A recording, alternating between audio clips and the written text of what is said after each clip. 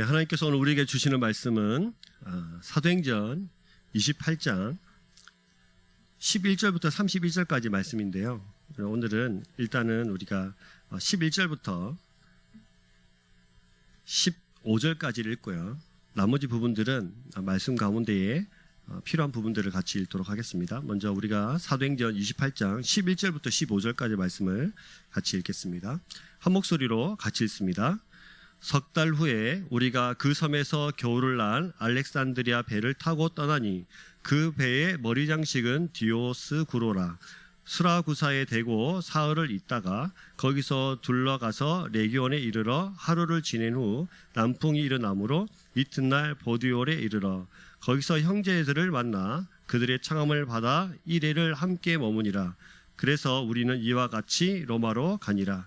그곳 형제들이 우리 소식을 듣고 아비오 광장과 트레이스 타베르레까지 맞으러 오니 바울이 그들을 보고 하나님께 감사하고 담대한 마음을 얻으니라. 아멘. 자, 오늘 드디어 이제 사도행전 마지막 시간입니다. 사실은 이 28장 부분을 두 부분으로 나눠서 2주에 걸쳐서 같이 말씀을 나누는 것이 맞겠다 싶지만 오늘 말씀을 좀 같이 나누면 좋겠고요. 긴 본문으로 따지면 사실은 18절부터 이제 31절까지 말씀을 같이 나눠야 되는데 그만 읽었던 부분이 사실은 사도행전에 있어서 너무너무 중요한 부분이기 때문에 이 부분들을 함께 나누고 또 후반부를 같이 좀 나누어 갔으면 좋겠습니다. 바울이 타고 온 276명, 바울과 함께 타고 온 276명의 알렉산드리아 배는 멜리데 섬에 도착하기 전에 모래톱에 이제 걸려서 좌초가 되고 그들은 그래서 이제 여러 가지 부유물을 붙잡고 멜리데 섬으로 가서 이제 석 달의 시간이 흐르게 됐습니다. 석 달의 시간을 겨울의 시간을 보내고 이제 그들은 봄이 되어서 떠날 때가 되었습니다. 이때 나이가 이제 주후 이제 61년 정도, AD 61년 정도 됐고 바울의 나이가 한 53살 정도라고 추측하고 있습니다. 이때 이제 이 섬을 나가려고 하니까 최종 목적지는 로마지 않습니까? 그럼 나가려 하니까 이제 뭐가 필요합니까? 큰 배가 필요한 거죠. 그들의 배는 타고 온 배는 이미 좌초가 되어 있고 과연 어떻게 이 섬을 빠져나가서 276명이 되는 많은 사람들이 로마로 가게 될까요? 오늘 그 이야기들이 11절부터 이제 기록이 되어 있습니다. 석 달 후에 11절 보시면 우리가 그 섬에서 겨울을 난 무슨 배요? 알렉산드리아 배를 타고 떠나니 그 배의 머리의 장식은 디오스 고로라라고 이제 기록이 되어 있어요. 원래 그들이 타고 있었던 배도 알렉산드리아 배, 그리고 이 멜리데 섬에서 떠날 때 그들이 타고 가야 될 배도 무슨 배? 알렉산드리아 배입니다. 전에 설명드린 것처럼 이 알렉산드리아 배는 이집트 알렉산드리아라는 도시에서 공물을 실어다가 로마로 수송하는 수송선 내지는 무역선의 이름입니다. 그래서 지금 이들도 똑같이 알렉산드리아 배라는 것은 이집트 알렉산드리아에서 공물을 수송해서 로마로 실어주는 배인데 자기들 배 말고 원래 이곳에 먼저 있었던 이곳에서 겨울을 나고 있었던 알렉산드리아 배가 있었다는 뜻입니다. 그런데 그 배가 자기들이 원래 타고 있었던 배와 다른 것은 그 배의 머리에 뭐가 장식이 되어 있었다고 기록이 되어 있습니까? 디오스 구로예요. 디오스 구로가 뭐냐? 여러분들 혹시 성경에 디오스 구로하고 숫자가 적혀 있습니까? 적혀 있나요? 그 배의 머리 장식은 디오스 구로를 하면서 숫자 1이 적혀 있죠? 맞습니까? 적혀 있으십니까? 네. 그 밑에 보면 숫자 1 밑에 각주에 뭐라고 적혀 있어요? 제우스의 쌍둥이 아들 이렇게 되어 있죠? 이게 무슨 뜻이냐면 자, 사진을 보여드릴 텐데요. 여러분 하늘에 보면 쌍둥이 별자리라고 아십니까? 네, 쌍둥이 별자리가 있어요. 그 쌍둥이 별자 이름을 제니미 내는 게니미라고 부르는데 이게 쌍둥이 별자리예요. 그러니까 그리스 로마 신화의 이야기에 보면 제우스에게 두 명의 아들이 있습니다. 한 명은 카르토스, 둘째 아들은 플록스입니다. 근데 이 아들 둘이 엄마가 달라요. 근데 태어나 보니까 엄마가 다른데 이들이 똑같이 생긴 거예요.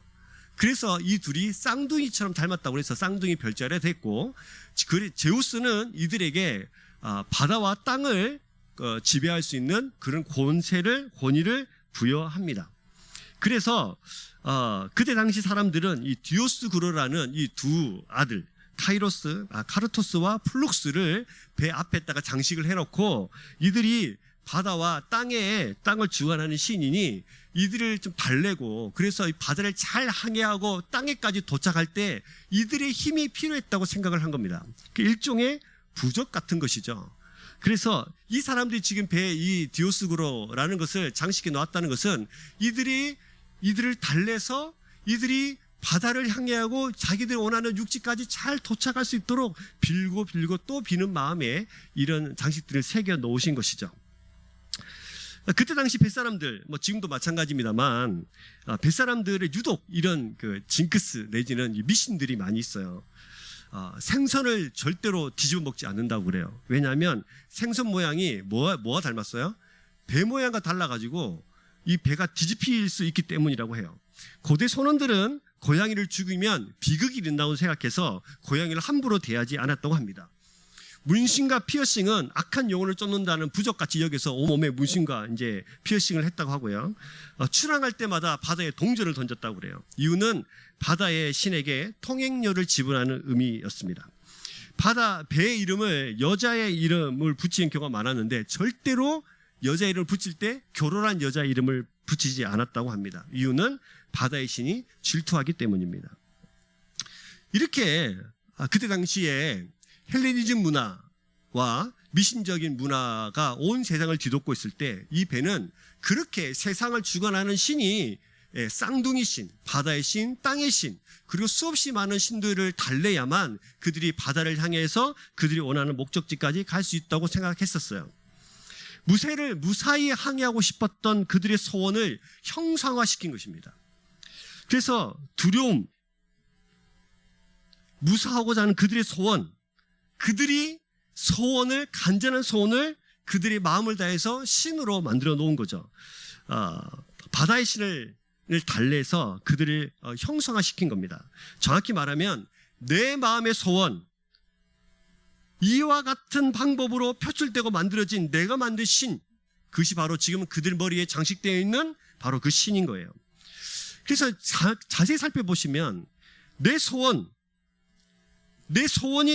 우상이 되고 그것이 형상으로 만들어 놓았다는 것을 알 수 있습니다. 어떠한 경우에라도 내 소원은 형상화될 수 없습니다. 어떠한 경우에라도 소원을 이룬다고 해서 인생의 길을 찾는 것도 아니에요. 그 배 머리에 이 두 쌍둥이를 새겨 놓았다고 해서 그들의 배를 안전하게 육지까지 인도해 줄 것이 그들의 쌍둥이가 아니란 말입니다. 근데 우리가 여기서 착각하지 말아야 될 것이 하나 있어요. 첫 번째는 야망과 비전을 헷갈리시면 안 됩니다. 나의 소원을 인생의 목표로 삼고 살아가는 사람들이 많이 있죠. 이를 우리는 뭐라고 하냐면 야망이라고 부릅니다. 야망과 비전을 혼돈하지 말아야 합니다. 비전은 하나님의 꿈, 그리고 비전은 시각이에요. 시각. 누구의 시각이냐면 하나님의 시각이에요. 하나님의 시선으로 세상을 바라보는 그 모든 것이 비전입니다. 그러나 내 소원 때문에 빌고 또 빌어서 하나님이 내 소원 때문에 필요하다고 생각하는 그 순간 그것은 비전이 아니라 야망이 됩니다. 절대로 우리는 이 부분에서 우리의 소원이 무엇을 가장 소원하고 있는가를 잘 살펴볼 필요가 있어요. 두 번째, 우리가 이 부분에서 우리가 헷갈리지 말고 착각하지 말아야 될 것은 하나님의 마음이에요. 이 땅을 살아가면서 우리가 작은 소원 하나 없을까요? 조금 편안한 집에 살고 싶은 마음, 조금 더 큰 집에 살고 싶어 하는 마음, 공부 좀 잘하고 싶은 마음, 좋은 직장에 취직하고 싶은 마음, 건강하게 살고 싶은 마음, 화목하게 살고 싶은 마음, 왜 그런 소원이 우리가 이 땅에 살아가면서 없겠습니까? 근데 문제는 우리가 그 소원마저도 하나님께서 못된 왕으로 여겨서 내 소원 그거 하나도 우리가 소원 가지지 말도록 하는 하나님으로 우리가 오해할 때가 많은 거예요. 성경이 말하고 있는 것은 뭐냐면 내 평생 소원이 하나님의 자리를 대신하기 때문에 그것이 우상이고 죄라고 말하는 것입니다. 절대로 해서 헷갈리시면 안 됩니다. 나의 소원이 너무 간절해서 하나님의 자리를 앉게 되면 그것이 우상이 됩니다. 지금 이 뱃사람들이 배 앞에 장식해 놓은 이 장식은 그들이 간절한 소원을 담은 우상으로 형상화된 거죠. 우리도 그럴 수 있어요. 우리의 간절한 소망이 신이 되고 우리의 간절한 내 평생 소원이 하나님의 자리에 앉게 되는 순간, 그것은 바로 우리 삶에 반드시 제거해야 될 우상으로 자리 잡게 됩니다. 왜냐하면 인간은 타락해서 우리 마음이 우상을 만드는 공장이기 때문이에요. 인정하셔야 돼요. 우리는 선하고 싶으나 선할 수 없는 사람들이에요. 사랑하고 싶으나 사랑할 수 없는 사람이에요. 주님을 닮고 싶으나 우리 스스로 힘으로 주님을 닮아갈 수 없는 사람이에요. 성령의 힘이 필요하고 성령의 충만함이 필요한 이유가 바로 거기에 있습니다. 우리는 우상을 생산해내는 팩토리다 라는 사실을 인정하셔야 됩니다. 마음의 중심에서 나오는 모든 것이 우상이 될 수 있어요. 오래 간절히 바랄수록 우상이 될 가능성이 아주 쉽습니다. 이 부분을 우리가 아브라함이라는 사람을, 우리가 잘 아는 아브라함이라는 사람을 예를 들어서 설명을 해볼 필요가 있습니다. 하나님이 아브라함에게 자식이 없을 때 어느 날 찾아오셔서 이렇게 말씀하셨죠. 너에게 자녀를 주겠다. 심지어 어떻게 주겠다? 하늘의 별 딱 보여주면서 너처럼 별처럼 많게 해줄게. 바다를 쫙 보여주면서 바다의 모래알처럼 많게 해줄게. 그 말은 셀 수 없을 만큼 많아질 거다. 한 명도 없는데. 한 명이라도 있으면 괜찮은데 한 명도 없는데. 태중에 임신한 것도 아닌데 그 약속을 해주셨단 말이죠. 그런데 하나님께 이 약속을 하시고도 아브라함은 계속 늙어가는 거예요. 아내 사라의 경수가 다치는 지경까지 이르렀어요. 생물학적으로는 도저히 아들을 낳을 수 없는 그런 상황에 있었습니다. 얼마나 간절했을까요? 간절했습니다. 하나님의 약속도 있었습니다. 너무너무 간절한 거예요. 그의 나이 100살이 됐을 때 그 간절한 소원이 그 죽은 태를 열고 하나님께서 자녀를 주셨단 말이죠. 그 아들의 이름을 누굽니까? 그 아들의 이름이 이삭이에요. 여러분, 하나님이 아브라함에게 아들을 주셨는데 근데 그 아들을 뭐라고 그럽니까? 바치라고 그래요. 근데 우리 여기서 생각을 해볼 필요가 있어요. 왜 하나님은 이런 시험을 하셨을까? 왜 하나님은 하고 많은 시험 중에 하나님의 약속 자체를 의심하도록 하는 왜 그런 시험을 주셨을까? 아브라함을 향한 하나님의 방법이기 때문이에요. 인격적으로 하나님을 향한 사랑을 순종이라는 방법으로 확신하시는 하나님의 방법이기 때문이에요. 하나님 우리에게 순종을 요구하시면서 하나님이 우리가 하나님을 향한 사랑을 확인하십니다.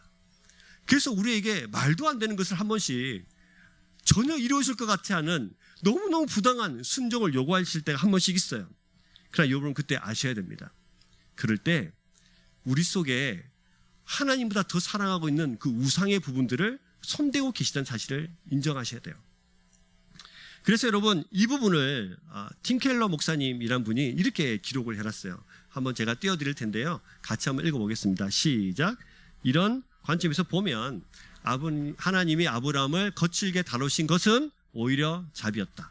이삭은 아브라함에게 놀라운 선물이었지만 하나님을 내 인생의 가장 우선순위가 아니라면 이삭과 함께하는 것은 결코 안전하지 않았다.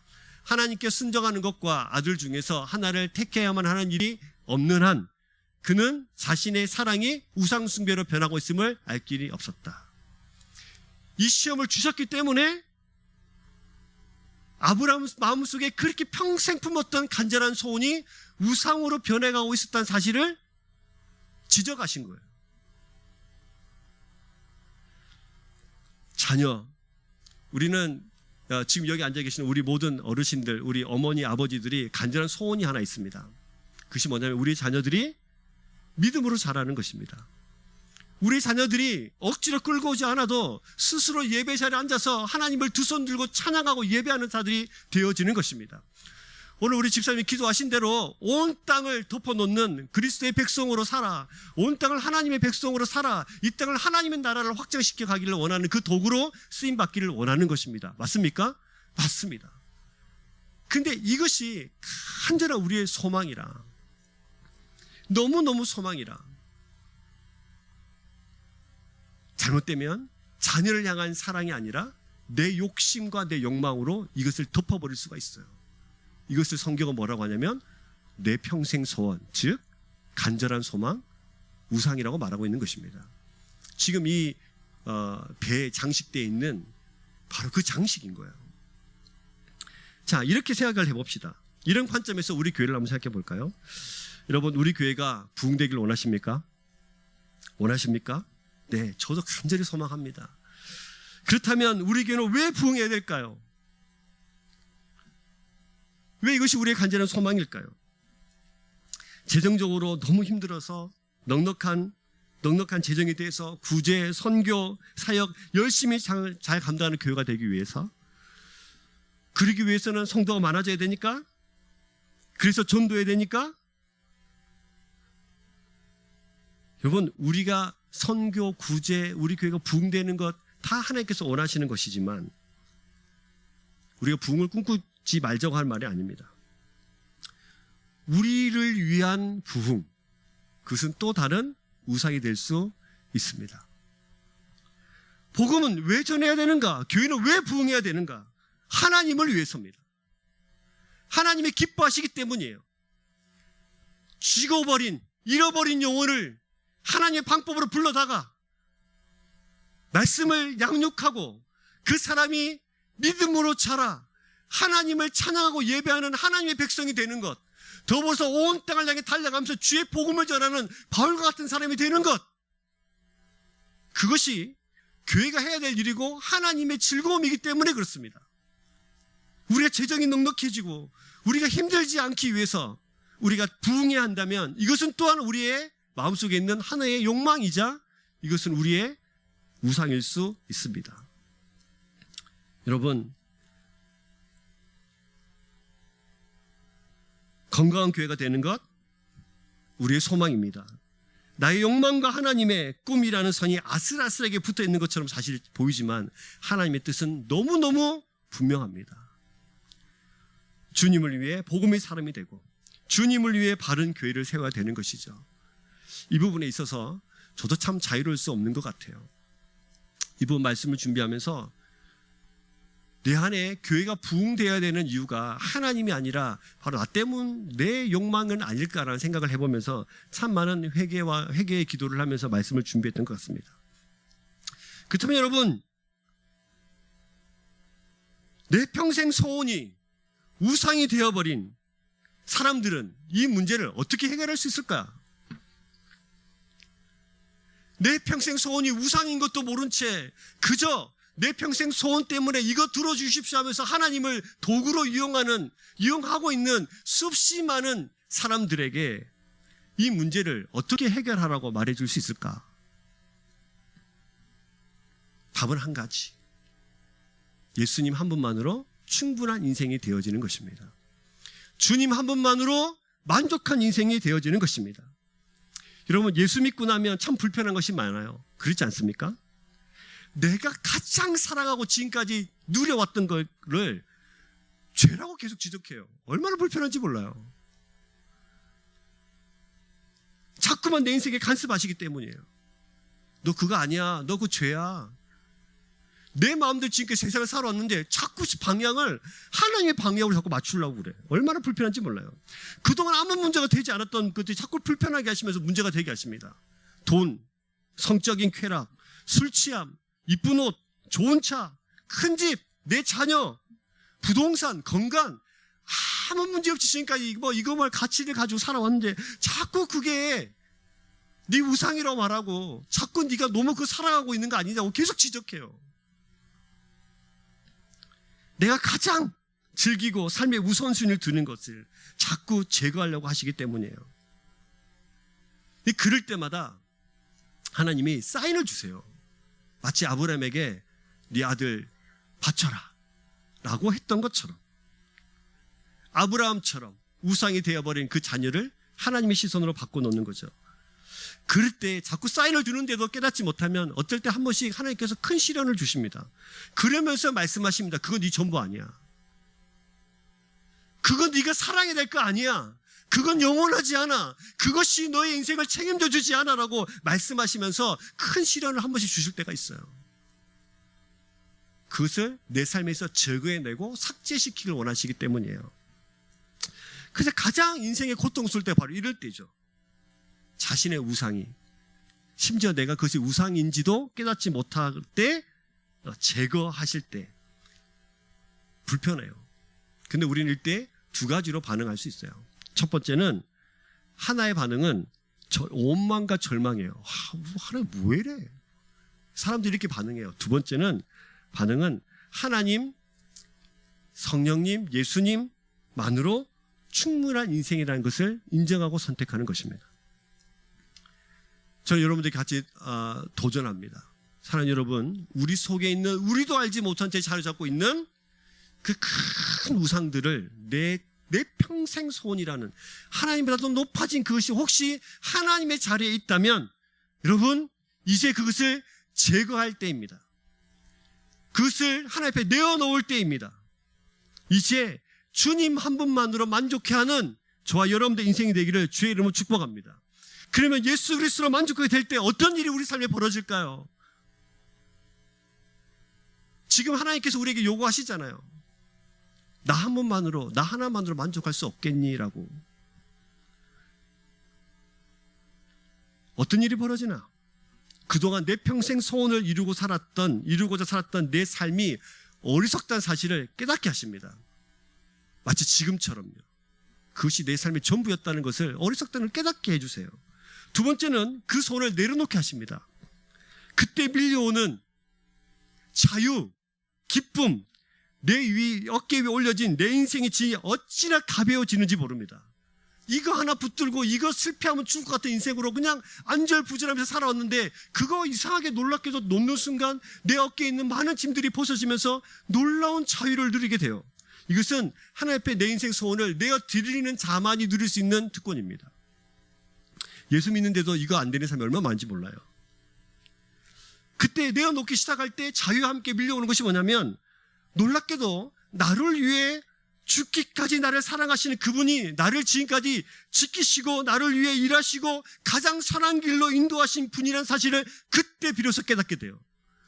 내가 내 인생 붙들고 내가 내 인생을 지금까지 살아왔구나, 내 인생의 주인이란 것을 내가 참 어리석었구나를 깨달으면서 내 인생을 진짜 인도해 오신 분이 하나님의 사실을 깨닫게 됩니다. 더 놀라운 것은 시간이 지나면 내가 소원하는 것보다 더 응답하시고 더 좋은 것으로 채워주실 하나님을 발견하게 된다는 거예요. 하나님 한 분만으로 만족한 인생은 이런 인생이 되는 거예요. 사랑하는 여러분, 예수님 한 분만으로, 하나님 한 분만으로 만족하는 주님의 백성 되기를 주의 이름으로 축복합니다.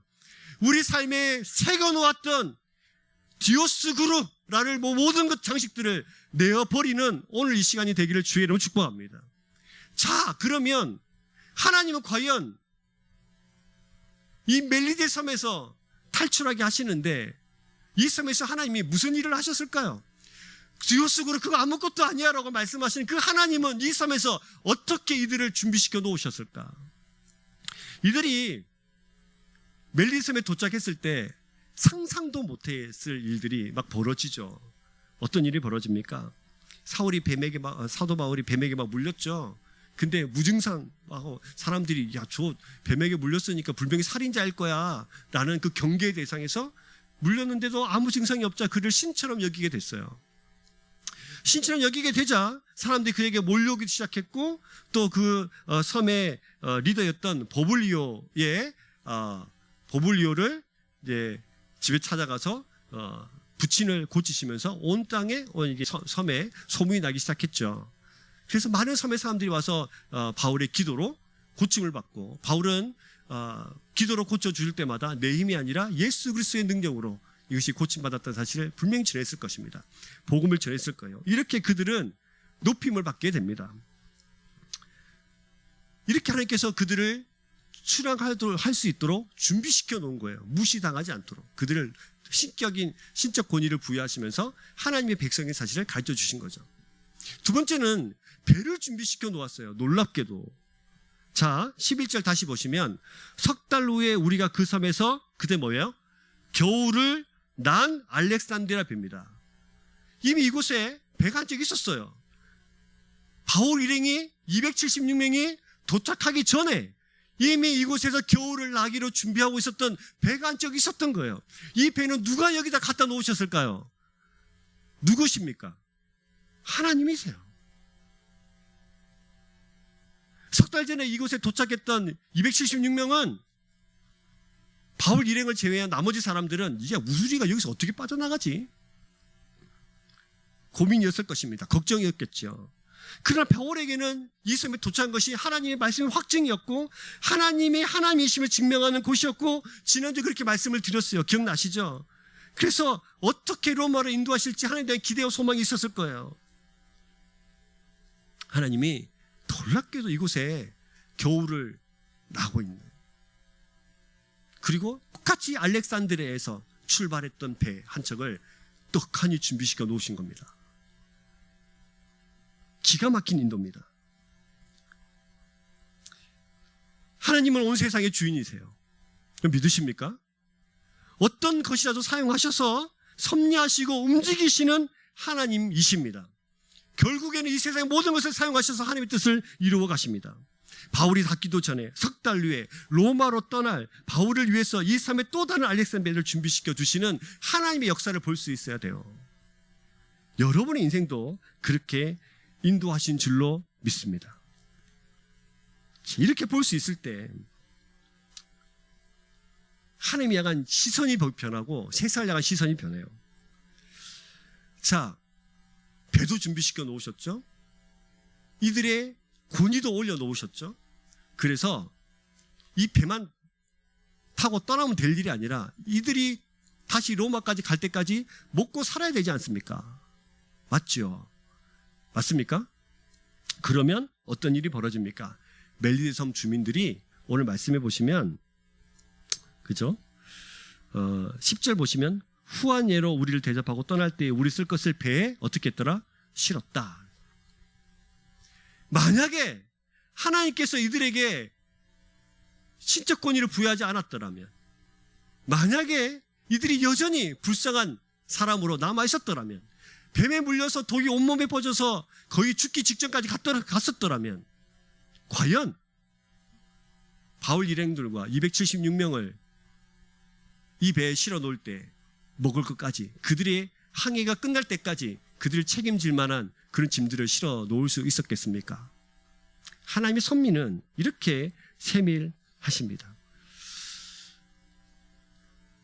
결론적으로 성도는 살아계신 하나님의 선한 섭리를 믿고 어떤 현실에서도 낙심하지 말아야 하는 이유가 여기에 있어요. 바울은 죽을 살동하는 많은 고난을 겪었지만 하나님의 선한 손길을 통해서 많은 위로와 힘을 얻었고 체험했습니다. 바울의 하나님은 오늘 우리 하나님이세요. 믿으세요? 예, 그 하나님이 지금도 살아계셔서 지금 내 안에 역사하시고 똑같은 방법으로 우리를 인도해 가시는 하나님 줄로 믿습니다. 우리가 믿음과 소망과 사랑으로 행하면 우리 하나님은 우리에게도 동일한 위로와 힘을 풍성히 주시며 그것을 체험하면서 우리를 인생을 인도해 가십니다. 자, 배에 실었습니다. 이렇게 준비해 주셔서 하나님 배도 준비해 주셨고 그들의 권위도 높여 주셨고 배에 먹을 것도 한껏 실어서 이제 이 배가 출항하게 됩니다. 사진을 하나 보여줄 텐데 자, 어떤 통로를 통해서 로마로 가게 되는지 한번 보여드리겠습니다. 사진을 띄워주세요. 짠. 이 사진 말고요. 네, 요거입니다. 자, 밑에 멜리데 보이시죠? 보이십니까? 멜리데에서 딱 갔습니다. 성경 보시면 12절 보시면 수라구사의 대고라고 돼 있죠? 맞습니까? 멜리데 발 위에 있는 저 동그라미, 빨간색 동그라미 제일 첫 번째 만나는 그게 수라구사입니다. 시칠리아 섬의 동쪽 끝에 있는 항구죠. 수라구사에 있었습니다. 이곳에서 사흘을 있다가 13절 보시면 거기 둘러가서 레기온에 이르러라고 돼 있어요. 그래서 저기서 어디로 갔어요? 레기온에 갔어요. 레기온이 어디냐면 이탈리아 반도, 저기서 반대쪽에 있죠. 이탈리아 반도 레기온에 갔습니다. 자, 레기온에 가서 저 지도를 잘 기억하세요. 거기서 보디올로 가고요. 보디올에서 아피오로 갑니다. 저 지도를 머리에 놓으시고 자, 이제 저를 봐주시기 바랍니다. 자, 남풍을 타고 갔습니다. 레기온에서 보디올까지 약 370km 정도 된다고 해요. 그냥 100길을 타고 가면은 한 5일 정도 걸리는 길인데, 성경에 보면 뭐라고 돼 있냐면 13절, 거기서 둘러가서 레기온에 이르러 하루를 지낸 후 뭐를 만났습니까? 남풍을 만났습니다. 일어남으로 이튿날 보디올에 이르러. 이게 이틀 걸렸다는 거예요. 370km 거리를. 그들이 만난 걸 뭡니까? 남풍이에요. 여러분, 남풍이 갑자기 불었을까요? 하나님이 그들을 밀어서 빨리 지금 로마로 지금 밀어붙이고 있는 상황이라는 사실을 성경 우리에게 설명해 주고 있습니다. 자, 그곳에서 14절 보시면 거기서 누굴 만났습니까? 형제들을 만나 그들의 청함을 받아 이레를 함께 머무니라. 여기서 형제들 잘 기억해 두시고요. 다음 구절로 넘어가 볼게요.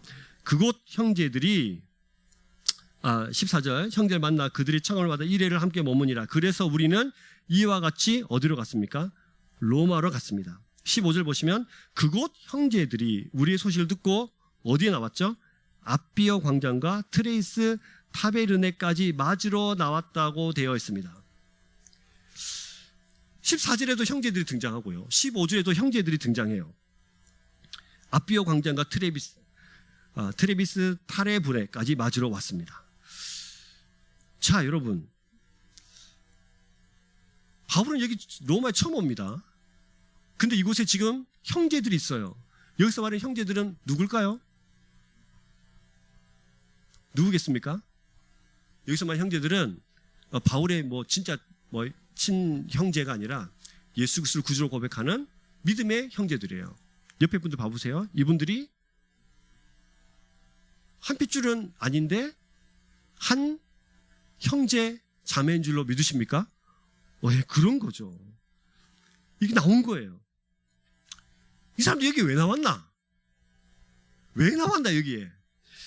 바울이 AD 57년경에 사도 바울이 고린도에서 목회를 하고 있을 때 로마의 자기의 귀에 로마의 성도들이 있는데 바울이 1차, 2차, 3차 전도행 하면서 복음을 전했잖아요. 이들이 이제 디아스포라 유대인들이 로마에까지 가게 됐는데 그곳에서 이제 로마에서 거하는 이제 예수 믿는 사람들이 있었던 거죠. 형제 자매들이. 근데 마침 황제가 이 기독교인들을 너무너무 박해한다는 소식을 들었어요.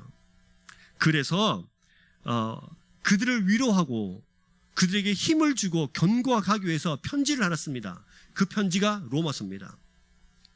그래서 로마서 1장 9절부터 11절까지 보면은 이런 말씀이 있어요. 자, 같이 한번 읽어보겠습니다. 로마서 1장 9절 11절 시작. 내가 그의 아들을 복음 안에서 내 심령으로 섬기는 하나님이 나의 증인이 되시거니와 항상 내 기도에 쉬지 않고 너희를 말하며 어떻게 하든지 이제 하나님의 뜻 안에서 너에게로 나아가 좋은 길 얻기를 구하노라. 내가 너희 보기를 간절히 원하는 것은 어떤 신령한 은사가 너희에게 나누어 주어 너희를 견고하게 하려 함이니라. 나아가기를 원하는데 그것이 뭡니까? 너희를 견고하게 하려 합니다. 흔들리지 않고 그 핍박 가운데서 일어나기를 원합니다 라고 하면서 이 편지를 쓴 거예요. 11절 보시면 로마의 성도들 때 마음이 아파하면서 흔들리는 신앙을 견고하게 세워주기 위해서 편지 썼습니다. 10절도 보면은 너희에게로 나아갈 좋은 길 얻기를 구하노라 하면서 로마로 가기를 소망했어요. 근데 중요한 것은 하나님의 뜻 안에서 너희에게로 나아갈 좋은 길 얻기를 구하노라 이렇게 했단 말이죠. 근데 여러분, 하나님의 뜻 안에서 좋은 길 얻기를 구하여서 로마로 가기를 원했는데 지금 바울의 신분이 뭡니까?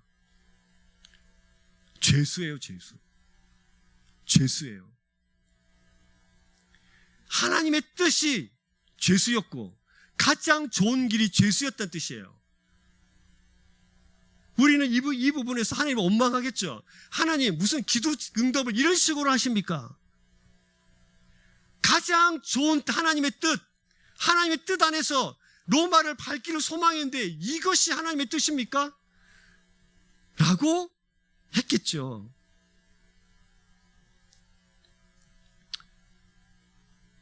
이 서신을 로마의 백성들이, 하나님의 성도들이 읽었어요. 그리고 그들은 이 서신을 붙잡고 흔들리고 위협당하는 어려운 상황 속에서 마음을 부여잡고 다시 예수 그리스도 앞에 나아갔던 든든한 사람이 된 거예요. 이 소식을 듣고 바울이 이제 로마 땅으로 온다는 소식을 듣고 이들이 그를 마중 나오러 간 것입니다. 오늘 본문은 복음을 위해서 죄수의 신분으로 로마 땅을 밟는 사도의 이야기, 사도를 통해서 힘을 얻고 위로를 받아서 흔들리지 않고 견고한 믿음으로 바로 서 있는 성도들의 이야기, 그리고 그 사도 바울과 그 성도들을 섭리하셔서 하나님의 손길로 붙잡아 주셔서 쓰러지지 않도록 지켜내시는 하나님의 이야기가 함께 지금 기록이 되어 있습니다. 이것이 사도행전입니다. 재밌는 것은 이렇게 기록을 해놨다는 거예요.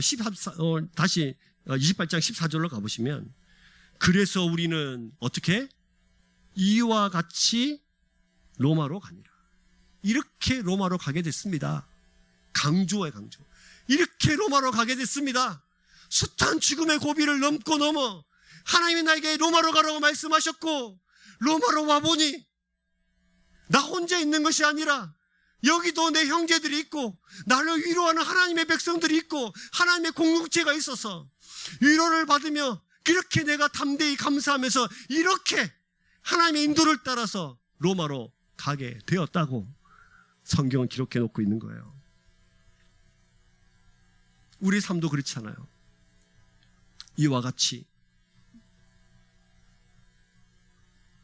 로마로 가니라.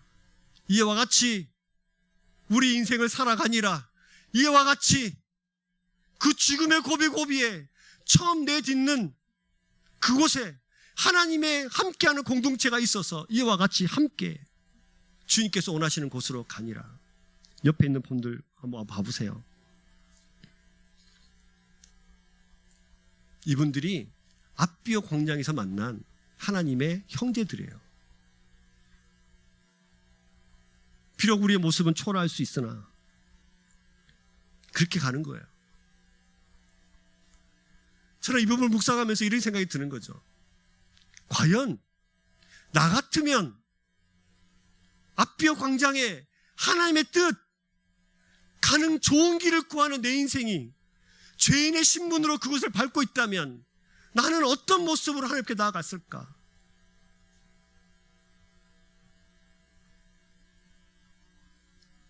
투덜투덜하면서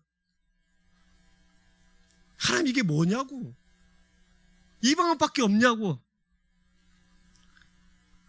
우린 여기서 중요한 한 가지 교훈을 발견해야 합니다. 바울은 죄인의 신분도 괜찮다. 15절도 보시면 하나님께 뭐하고? 감사하고 담대한 마음으로 마음을 얻으니라. 지금 바울의 모습을 보세요. 지금 웃고 있을까요? 울고 있을까요? 즐거워요. 지금 바울은 죄인의 신분인데요. 괜찮다는 거예요. 바울은 인생을 사는 형태가 중요하지 않았어요. 내가 죄인의 신분이든 그보다 더 못한 신분이든 그 형태가 중요한 것이 아니라 바울은 무엇을 위해 사는가가 중요하다는 사실을 우리에게 가르쳐줍니다. 하나님의 백성들이 이렇게 사는 거예요. 우리는 인생을 살아가는 형태에 관심이 많아요. 무엇을 타고 다니는지 관심이 많아요. 무엇을 입는가 관심이 많아요. 어떤 형태로 세상을 사는가 관심이 많아요. 근데 여러분, 무엇으로 사느냐보다 무엇을 위해 사느냐가 더 중요한 가치라는 사실을 주의 이름으로 축복합니다. 여기서 깨달으셔야 합니다. 목적이 중요합니다. 목적이. 그것이 가치가 되어야 해요. 목적을 위해 살아갈 때 그 형태도 어떤 형태까지도 괜찮다. 그것을 맡길 수 있어야 돼요. 바울의 모습에서 예수님의 모습이 자꾸 보입니다. 바울은 로마 제국의 한 복판에 죄인의 신분으로 그 길을 밟을 때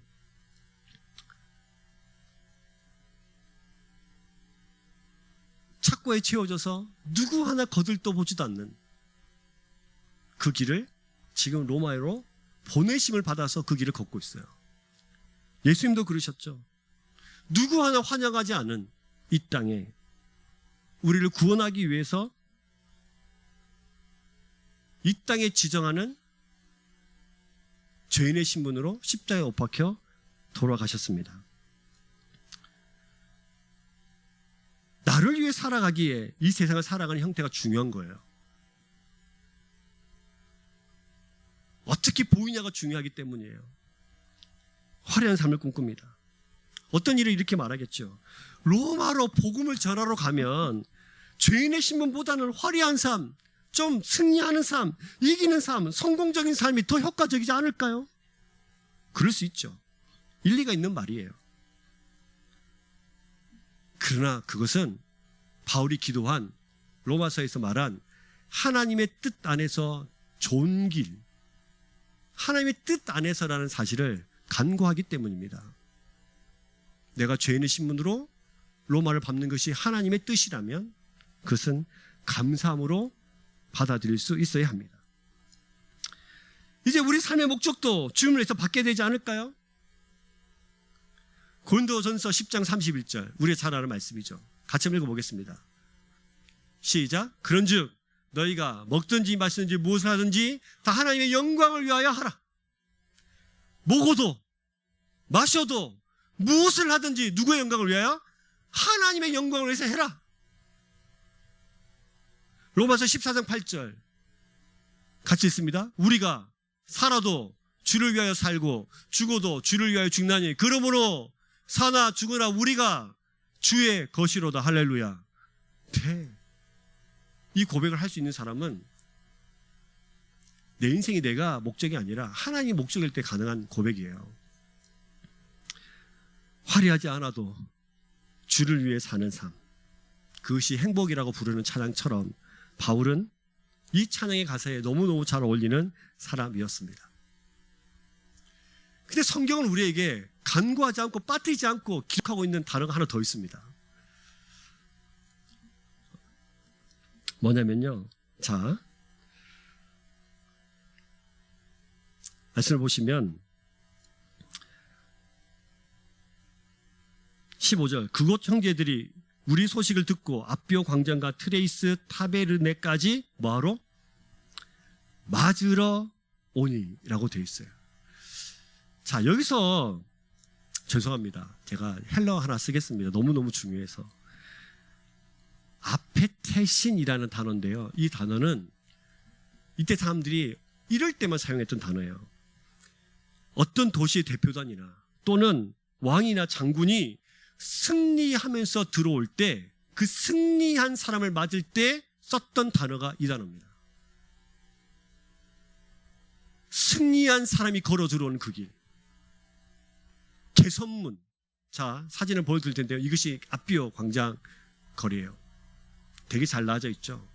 저 길은 아비오란 장군이 너무너무 승리를 많이 해서 아비오 장군의 이름을 딴 대로를 만들었어요. 그리고 저 길은 로마의 장군과 병사들이 전쟁에서 승리하고 올 때 저 길을 걸어왔습니다.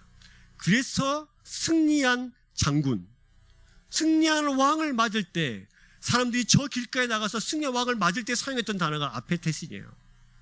근데 지금 누가는 이 아페테신 단위를 누구한테 쓰고 있냐면, 누구한테 쓰고 있어요? 바울한테 쓰고 있는 거예요. 죄인의 신분으로 착고에 채워서 늙은 몸으로 병을 가져서 누구 하나 거들떠 보지도 않는 그 죄인의 신분으로 끌려오고 있는 저 길을 성경은 이 바울을 어떤 사람으로 묘사하고 있냐면, 어떤 사람? 승리한 장군의 모습으로, 승리한 개선의 문을 지나는 승리한 사람으로 지금 성경을 묘사하고 있는 거예요. 사랑하는 여러분, 세상의 눈으로 보면 내세울 것 하나 없는 이 길, 누구나 다 손가락질하면서 주를 위해서 살아간다는 사람이 고작 이 정도냐고. 예수 그리스도와 함께하는 삶이 고작 이 정도라고, 네 인생이 실패한 인생 아니냐고 그렇게 말할 수 있겠지만, 성경은 이 바울을 승리한 사람으로 기억하고 있습니다. 여러분, 우리는 주님의 이름으로 세상을 살아가는 승리한 주님의 백성인 줄로 믿으시길 주의 이름으로 축복합니다. 이 성경은 지금 그것을 기록하고 있는 거예요. 어떤 모습으로 로마 땅을 밟았는가?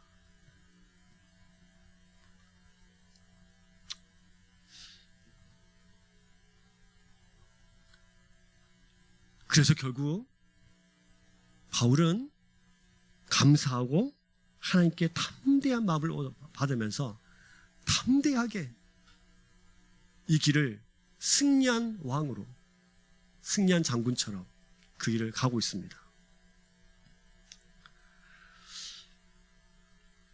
바울을 통해서 누가 알았을까요? 이 바울을 통해서 하나님의 통치가 로마 땅에 선포되고 복음의 깃발이 꼽히고 이 세상을 새로운 통치하신 하나님의 역사로 이 땅을 뒤집어 놓을 그 폭탄과 같은 사람이라는 사실을 누가 알았을까요? 하나님은 아셨죠. 여러분, 이 하나님이 바울의 하나님이 아니고 저와 여러분의 하나님이십니다. 우리는 이 본문을 보면서 아, 그랬나 보다 이렇게 끝나면 그냥 성경에 있는 바울의 이야기로 끝나는 거예요.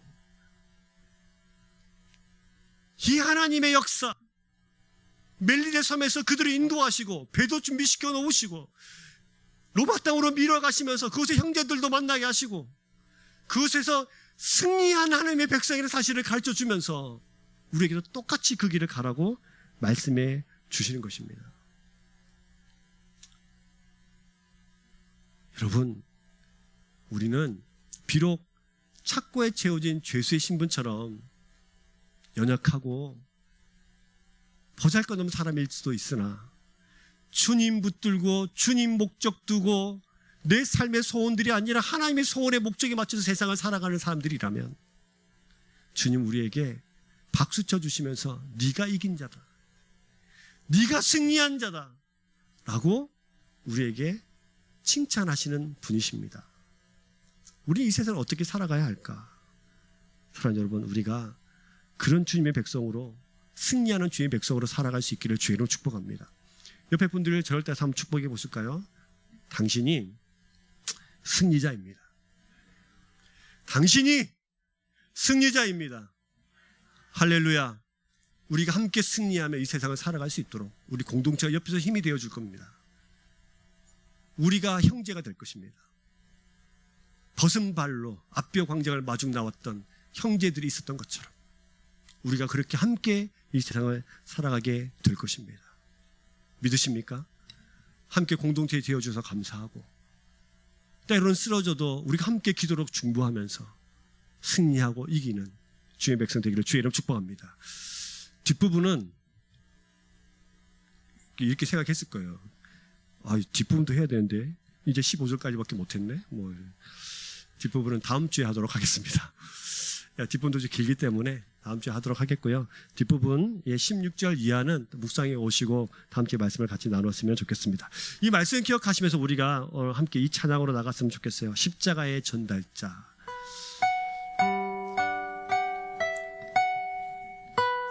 이 찬양이 바울의 삶을, 바울과 함께했던 하나님을 가장 잘 드러낸 찬양이라고 생각이 들어요. 사랑하는 여러분, 십자가를 짊어지고 이제 우리가 이 찬양으로 주님 앞에 나가십시다.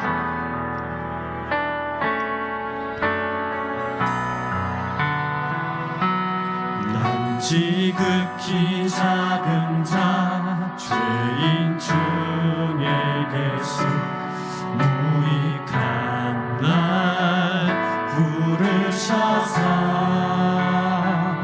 간절한 기대와 소망 부끄럽지 않게 십자가 전개하셨네.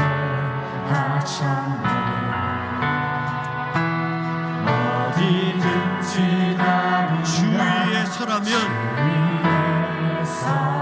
내가 죄인의 신분으로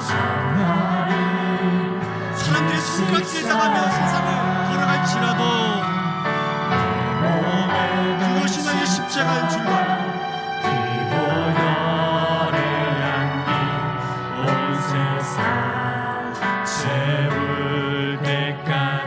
다같이 고백하십시다.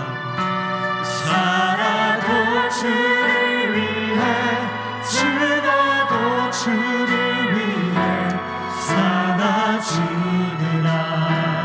난 주의 것 십자가의 능력, 십자가의 소망, 내 안에 주가 사시는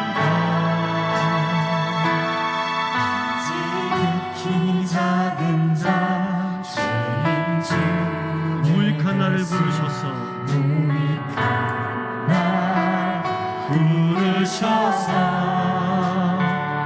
간절한 기대와 소망 끊임없지 않게 십자가 적게 하셨네.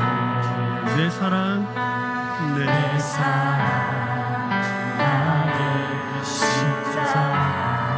우리 같이 한번 기도할까요? 여러분,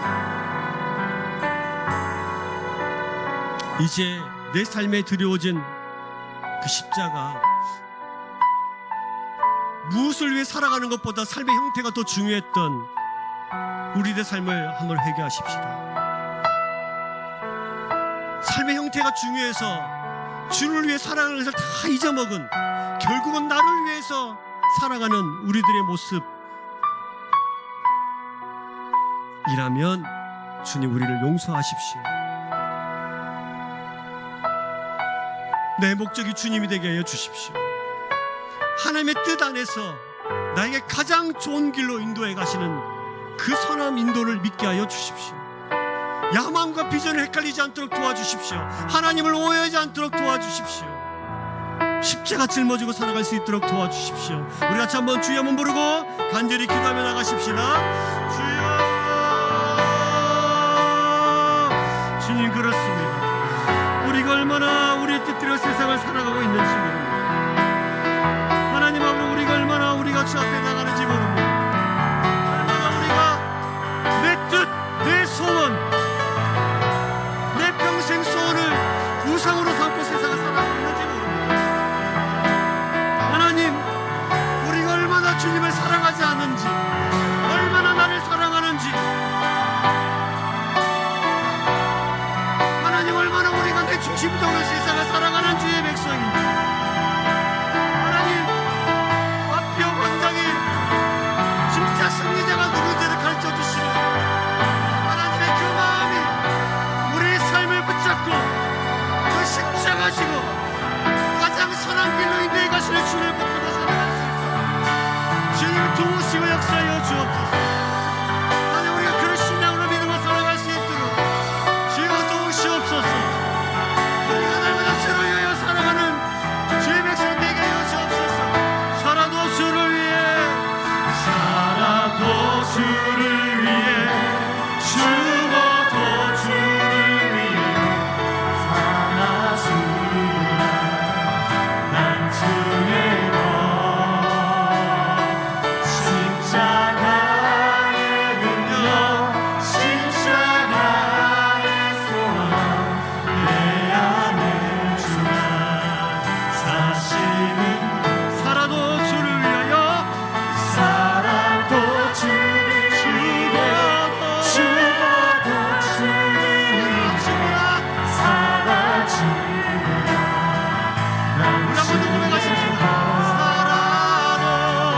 살아도 주를 위해, 죽어도 주를 위해 살아 주느라.